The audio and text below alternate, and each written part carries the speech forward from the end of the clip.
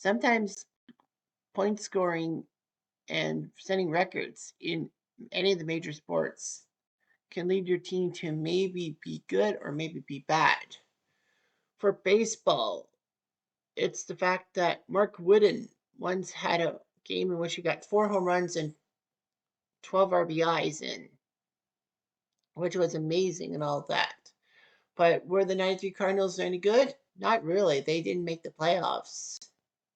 They were third in the division. For hockey, Daryl Sittler scored 6 goals in one game against the Boston Bruins and 4 assists for a 10-point night. Did the 76 Leafs do well? No. The 76 Leafs fell to the Flyers in the quarterfinals, one of the most high impact quarterfinals in history. And what about football? What about the time that Alvin Kamara got 6 touchdowns in one game? Did the Saints do well that season? No. The Saints didn't do that in 2021. They fell to the Vikings in the playoffs. It's the same thing with basketball and the fact that Wilt Chamberlain put up 100 points in a game, and yet that season the Philadelphia Warriors did not make the finals. So it goes to show that sometimes some of the records, individual records, are on teams that try to make a difference but don't. So that's where our focus is. Our focus will be on the 1962 Philadelphia Warriors. You're asking, why am I doing this? I'll explain. We're playing basketball sims. We're playing basketball sims. He's playing What If NBA. Cutter's doing What If NBA. Yeah. Oh, all the teams around the world got to know that the Raptors are #1. But what about the Bulls, Wizards, and Pistons? They all have great what ifs. Stories about old teams like the Kansas City Kings and maybe even the Minneapolis Lakers. But we all know we're gonna do some basketball. He's doing basketball. He's doing basketball. What ifs? Cutter's doing what if NBA? So what if NBA? So I I didn't talk about the Golden State Warriors and the what if with them. Of course, with Golden State, I can't say 2016 because that's a final. And the rule of thumb is I don't redo a final and all that, like an IRL final. But the Philadelphia Warriors were pretty much a decent team from 1947 when the NBA started to 1962 when they decided to move to San Francisco. Philadelphia had a so-so relationship with basketball. I mean, the early days of the NBA definitely weren't what we remember in the 2020s and all that. For instance, many games were actually neutral site games. Like they would be playing at different arenas from the home arena. And of course, that would be the whole thing with Wilt Chamberlain and his 100-point game. People forget that Wilt scored his 100 points against the New York Knicks, not in Philadelphia, not at MSG in New York, but in Hershey, Pennsylvania, of all places. Hershey? Seriously? Hershey? That's right, Hershey, Pennsylvania.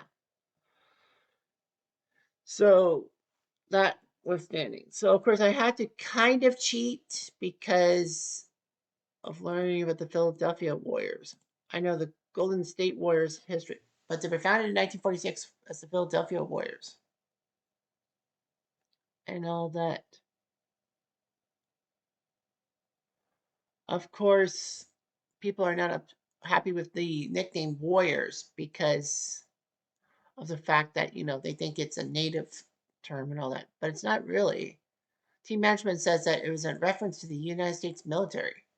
Nevertheless, Philadelphia were the first ever NBA champions, beating the Chicago Stags 4 games to 1. And Joe Fulks was was a scoring sensation. He was basically George Mikan light. So anyway, they won the 1956 championship, beating the Fort Wayne Pistons before they moved to Detroit. Philadelphia had a good team. They had Paul Risen, Tom Gola, and Neil Johnston. And then they picked up Wilt Chamberlain, who was a Philadelphia native, who played 1 year in Kansas and then just left to play for the Harlem Globetrotters. Chamberlain would be a scoring and rebound icon in his 3 seasons as a Philadelphia Warrior and all that. So the Philadelphia Warriors were doing it, all that. But of course, we all know that things would be weird. So the Warriors decided to move to San Francisco, becoming the San Francisco Warriors and all that. Soon they become the Golden State Warriors, but that's not the end story. So now you know about the Warriors' history pre-Golden State.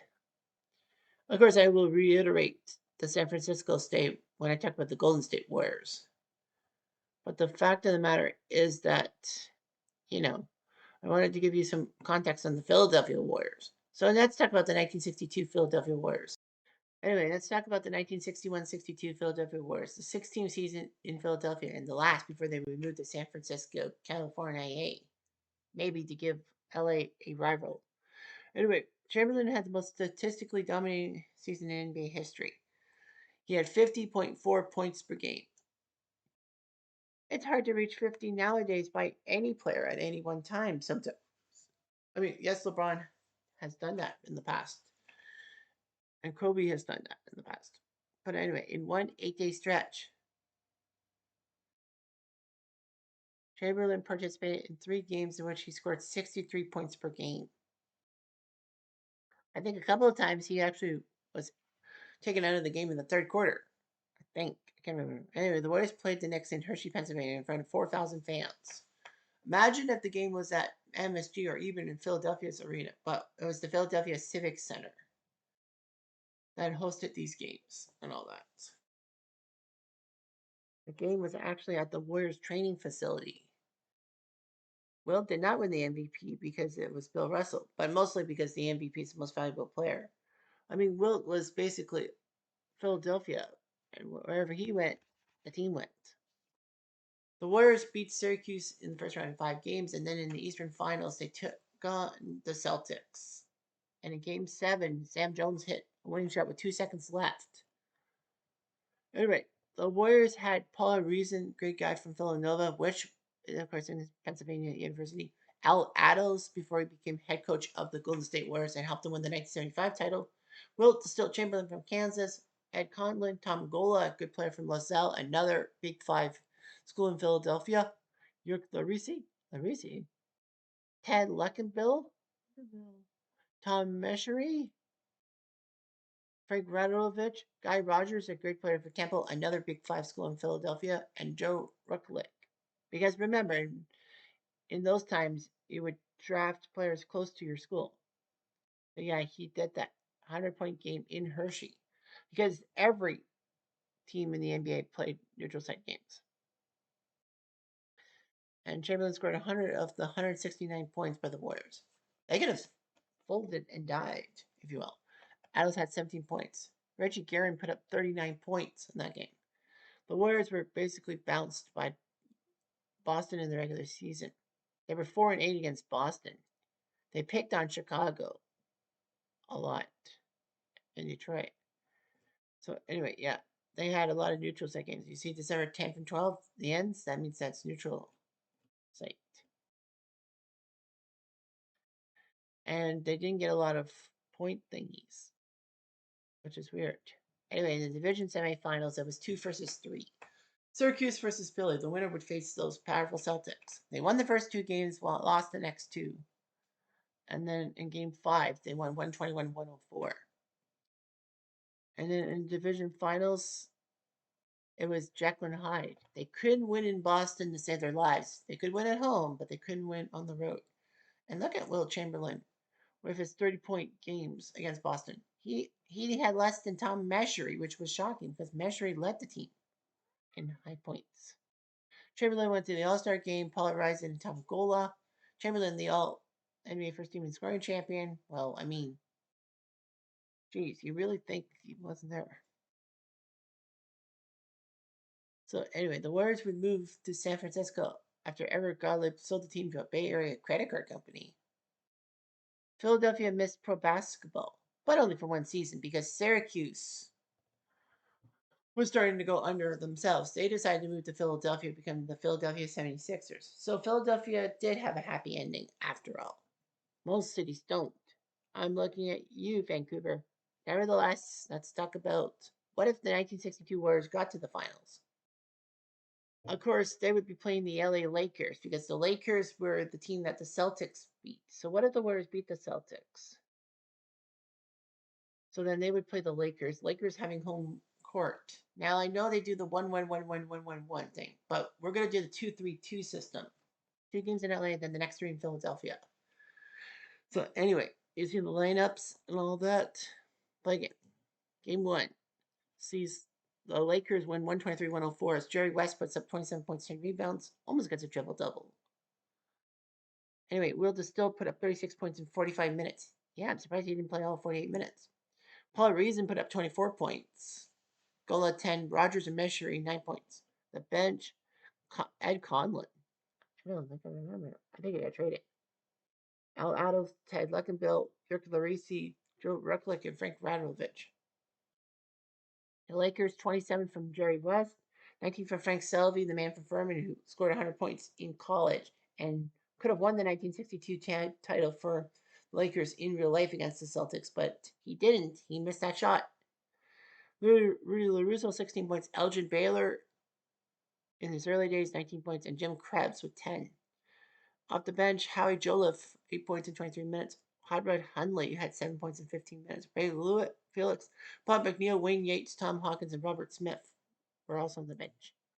Game 2 sees the Warriors crushed the Lakers as Wilt still remembered who the hell he was and put up 57 points, 20 rebounds. 57 points in 47 minutes, playing more minutes. He said, "Give me the damn ball." And they did. Reason 17, Measuring 13. Conlon 10 points off the bench. 25 from Jerry West off the bench. Rudy LaRusso and Elgin Baylor 20 points off the bench. Jim Krebs with 5 points. And Ray Felix with 8 points. So the Warriors split on to Philadelphia. The Warriors would win 149-138 as Wilt still put up 79 points. This is unrealistic. 79 points in one game. I mean, you knew Wilt still was that good, but I mean, 79 points out of 148. That's more than half 15 points. Elgin Baylor put up 48 points in 40 minutes. Every starter for the Lakers put up 10 points. Unfortunately, Baylor fouled out with 6 fouls and LaRusso too. Yeah, Chamberlain 79 points. The next high scorer was Paul Reason with 15 in 30 minutes. Chamberlain played every second. And he only had 2 fouls, which was good. Reason Rogers fouled out early. So that's why Adelson and Conlon had to do their job. So game 3 was done. Game 4 would be the Lakers. Well, they still put up 49 points, 28 rebounds, but the Lakers crushed it, 142-120. So it's 2-2. Baylor and West both with 35 points plus. Nice job. Really, LaRusso fouled out early. Joliffe and Philip had to pick up the slack. 49 from Chamberlain in 44 minutes. No fouls. No fouls. That's pretty good. 6 points by Tom Gola. Ariza, Measury, and Rogers went double digits. So, I don't know, so 3 fouls. So at 2-2, remember, we're going 2-3-2. Game 5, Philadelphia loses to the Lakers. And the Lakers now have a chance to win the title on home turf, despite Wilt's 50 points, 25 rebounds. Baylor and West both put up 30 points in the game. Howie Joseph had 5 fouls in 6 minutes. Eek. Chamberlain with 50 points. Ariza and Gola both fouled out. Measure of 16. The bench was no help. Adels tried. So anyway, they're in Los Angeles.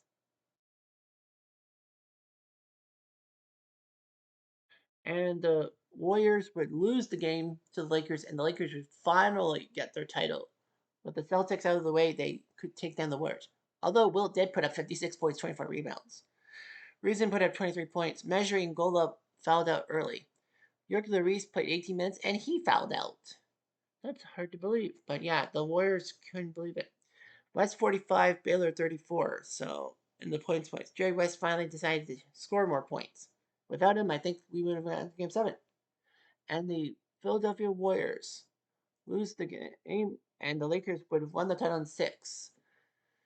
Wilt still did everything in his power, but, one man doesn't make a team. And I learned that the hard way. Anyhow, I'm Jeff Diamond. Adieu.